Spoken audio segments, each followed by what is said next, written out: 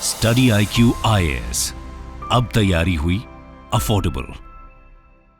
नमस्कार दोस्तों supreme court का जो फैसला है वो समय समय पर आता रहता है, लेकिन बहुत कम ऐसा मौका होता है जब 9 जजों की बेंच के द्वारा कोई फैसला सुनाया जाता है। और इतने बड़े जजों की जब बेंच बैठती है, मतलब ऑब्वियस सी बात है कोई बहुत इंपॉर्टेंट मुद्दा है। तो मैं आपको बता दूं, कल सुप्रीम कोर्ट ने एक बहुत बड़ा फैसला लिया और आप समझिए 1978 का जो फैसला था, इतना पुराना, उसको पलट दिया है। और यहां पर यह कहा है कि गवर्नमेंट के पास, मतलब जो सरकार है उसके पास पूरी पावर नहीं है कि वो जैसे चाहे जब मन चाहे जो प्राइवेट प्रॉपर्टी है उसको अपने अंडर में कर ले। या आप देख सकते हो खबर, supreme court overturns 1978 ruling, strikes down state's power to seize private property. और इसके बारे में हम थोड़ा डिटेल से समझेंगे कि इसका मतलब क्या है और पहले का यहाँ पर क्या कॉन्टेक्स्ट था। काफी कुछ आपको जानने को मिलेगा। चलिए आगे बढ़ते हैं, लेकिन उससे पहले मैं आप सबको बता दूं कि हमारा जो नया P2I फाउंडेशन बैच है फॉर UPSC, ये स्टार्ट हो रहा है 11 नवंबर से। अगर आप 2027 लॉन्ग टर्म की भी तैयारी कर रहे हैं, वो भी बैचेस अवेलेबल हैं।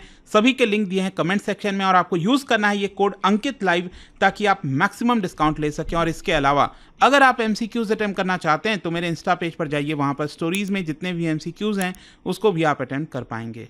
तो चलिए सबसे पहले ये देखते हैं कि एग्जैक्टली हुआ क्या है। यहाँ पर देखिए, कल 5 नवंबर को सुप्रीम कोर्ट ने एक अहम फैसला सुनाया और यहाँ पर यह कहा कि द स्टेट मतलब गवर्नमेंट की हम बात कर रहे हैं, the government can not take over private property solely under the pretext of serving the common good. मतलब कि मान लो अगर सपोज मैं कहता हूं कोई रोड बनानी है यहाँ पर, तो एक कॉमन गुड है, मतलब कि कहीं ना कहीं एक एम है कि सभी के लिए बेनिफिशियल हो।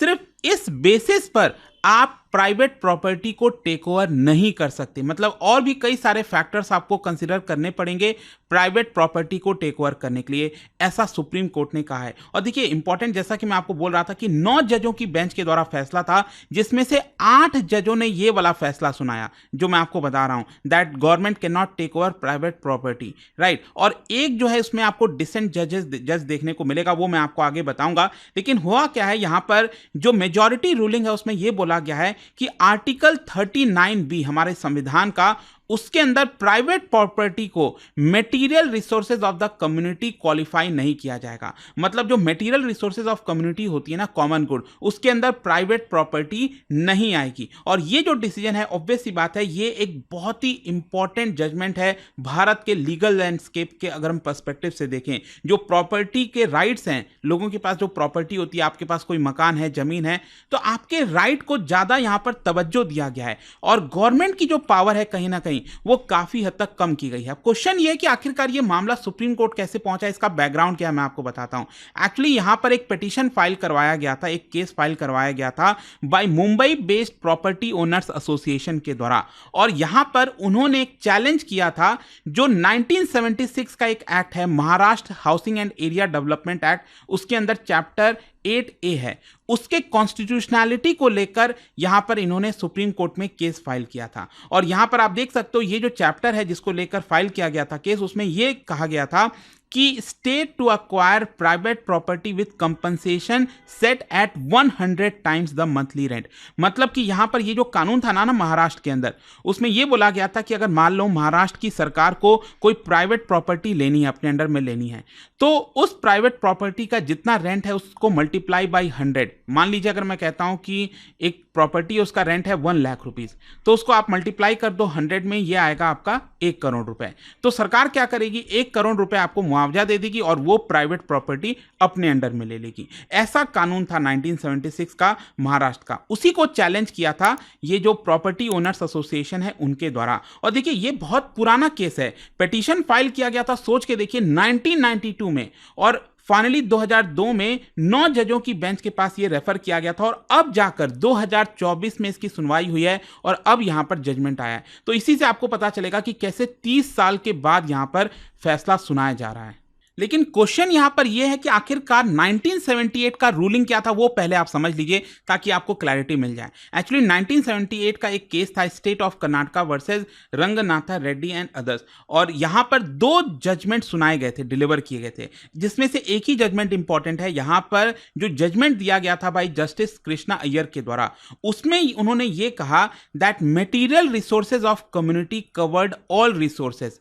मतलब कि जो रिसोर्सेज होता है ना कम्युनिटी का, पब्लिक जो चीजें होती हैं उसके अंदर सब कुछ कवर किया जाएगा, चाहे वो नेचुरल रिसोर्स हो, मैन मेड रिसोर्स हो, पब्लिकली हो, प्राइवेटली ओन्ड हो। तो यहां पर जस्टिस कृष्णा अय्यर ने अपने रूलिंग में यह कह दिया कि अगर किसी की प्राइवेट प्रॉपर्टी भी है तो भी उसको रिसोर्स ऑफ द कम्युनिटी ही बोला जाएगा। लेकिन यहां पर जो दूसरे जज थे उन्होंने इसको लेकर कोई भी ऐसा ओपिनियन नहीं दिया था अंडर आर्टिकल 39 भी। लेकिन आगे क्या होता है, आगे चलकर यहां पर आप देख सकते हो 1982 के एक और केस में सुप्रीम कोर्ट ने इस जो जस्टिस अय्यर का फैसला था, जस्टिस कृष्णा अय्यर का, उसको सही ठहराया था। और यहां पर आगे चलकर फिर एक और केस आया था union of India versus Mafatlal industries limited, उसमें भी इसको रीअफर्म किया गया था। तो 1978 का यही जजमेंट था कि प्राइवेट प्रॉपर्टी को रिसोर्स ऑफ द कम्युनिटी माना जाएगा। अब क्वेश्चन यह है कि अब ये लेटेस्ट जो सुप्रीम कोर्ट की रूलिंग आई है इसका मतलब क्या है। जिसको इसका सिंपल अर्थ यह है कि जो आर्टिकल 39 बी अगर आप देखोगे ना हमारे संविधान का,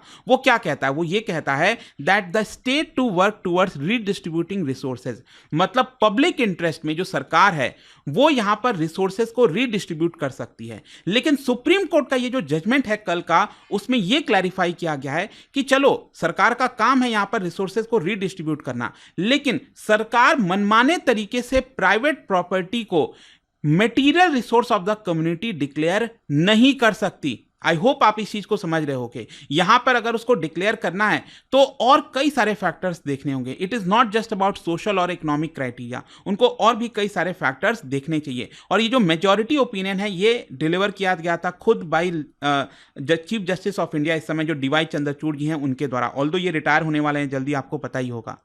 और देखिए चीफ जस्टिस ऑफ इंडिया ने यहां पर क्या कहा था, not every resource owned by an individual can be considered a material resource of community only because it meets the qualifier of material needs. मतलब यहां पर हर एक इंडिविजुअल की जो प्रॉपर्टी है, प्राइवेट प्रॉपर्टी है, आप उसको रिसोर्स ऑफ कम्युनिटी नहीं कह सकते।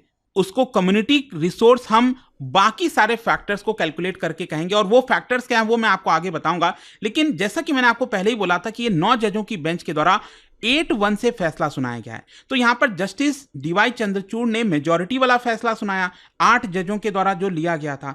और यहां पर एक अगर आप देखोगे जो जस्टिस सुधांशु धुलिया हैं उन्होंने डिसेंट जजमेंट दिया था, और ये अलग उन्होंने जजमेंट दिया है। और उन्होंने बेसिकली ये कहा है कि हो सकता है कि कुछ समय पर यहां पर कुछ गोल्स को मीट करने के लिए जो प्राइवेट प्रॉपर्टी है उसको कम्युनिटी ऑफ रिसोर्स डिक्लेयर कर देना चाहिए, ऐसा यहां पर जस्टिस सुधांशु धुलिया का कहना है। लेकिन क्योंकि वो एक ही जज ऐसा कह रहे थे और बाकी के 8 जजों ने ये वाला फैसला सुनाया है, जिसकी वजह से वही मान्य होगा। खैर क्वेश्चन अब ये है कि आखिरकार ऐसा जजों ने क्यों किया।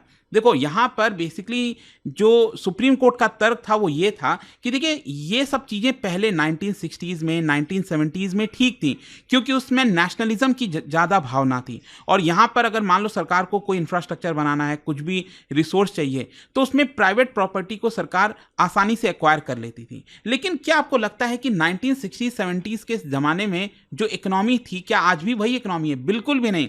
1991 से हमने एलपीजी रिफॉर्म्स अपनाए हुए हैं, और इसकी वजह से यहां पर प्राइवेट प्रॉपर्टीज को ज्यादा तवज्जो दिया गया, हम सब जानते हैं। तो अगर मान लो सरकार मनमाने तरीके से किसी भी प्राइवेट प्रॉपर्टी को अपने अंडर में ले लेती है, तो ऑब्वियस सी बात है लोग इससे डिस्करेज होंगे, ये तो चाइना जैसा हाल हो जाएगा। तो इसी की वजह से सुप्रीम कोर्ट का यहां पर कहना था कि आज के डेट में भारत फास्टेस्ट ग्रोइंग इकोनॉमीज हैं, तो इसमें हम प्राइवेट प्रॉपर्टी को यहां पर इंपॉर्टेंस देंगे, राइट। और इसीलिए यहां पर यह फैसला सुनाया गया है। खैर यहां पर जो मैं आपको बोल रहा था ना कि और भी कई सारे फैक्टर्स को काउंट करके डिक्लेयर करना चाहिए कि कोई प्राइवेट प्रॉपर्टी को मटेरियल रिसोर्स ऑफ कम्युनिटी हम कह सकते हैं कि नहीं। जैसे कि यहां पर जो नेचर और कैरेक्टरिस्टिक है रिसोर्स का, वो क्या है, इंपैक्ट क्या होगा पब्लिक वेलफेयर पर, यहां पर जो रिसोर्स हैं state control versus privately held, उसमें क्या है, स्कैरसिटी और अवेलेबिलिटी ऑफ रिसोर्स। और मतलब आप देख रहे हो ये कई सारे फैक्टर्स हैं जिसको काउंट करना चाहिए सरकार को, और उसके बाद यहां पर डिक्लेयर करना चाहिए, जो पब्लिक ट्रस्ट डॉक्ट्रिन है उसके आधार पर डिक्लेयर करना चाहिए कि सरकार वो प्राइवेट प्रॉपर्टी अपने अंडर में लेगी कि नहीं। तो आई होप कि आपको समझ में आ गया होगा। बेसिकली सुप्रीम कोर्ट ने यह कहा है कि ठीक है, जब यहां पर बहुत सारे फैक्टर्स अगर आप काउंट करते हो तो तब जाकर आप प्राइवेट प्रॉपर्टी को एक्वायर कर सकते हैं, सरकार को कहा है। लेकिन मनमाने तरीके से कि बस हमने कंपनसेशन दे दिया, ये तो हम प्राइवेट प्रॉपर्टी लेकर ही रहेंगे, ऐसा नहीं चलेगा। तो आई होप समझ पा रहे होंगे आप कि ये कितना बड़ा फैसला और कितना बड़ा इंपैक्ट आगे आने वाले समय में आएगा। और जाने से पहले एक इंटरेस्टिंग क्वेश्चन, क्या बता सकते हो जो आइडियल ऑफ वेलफेयर स्टेट है हमारे संविधान के अंदर, it is enshrined in which of the following? ये आपको बताना है। इसका राइट आंसर आप सबको पता है, मेरे इंस्टाग्राम पर तो मिलेगा ही, वहां पर अगर आप नहीं हो कोई बात नहीं, टेलीग्राम से ले सकते हैं इसका सही उत्तर। मैं कई सारे जो एमसीक्यूज हैं वो यहाँ पर स्टोरीज में डालता रहता हूँ। अगर आपको पीडीएफ चाहिए तो टेलीग्राम पर आइए, अलग अलग सोशल मीडिया पर आप जुड़ पाओगे। और जैसा मैंने आपको बताया, अगर आप हमारे कोई भी यूपीएससी कोर्स को लेना चाहते हैं, you can use this code Ankit live to get maximum discount. And I hope की वीडियो आपको पसंद आया होगा। मिलता हूं next time, till then thank you very much, see you soon. Study IQ IAS, अब तैयारी हुई अफोर्डेबल।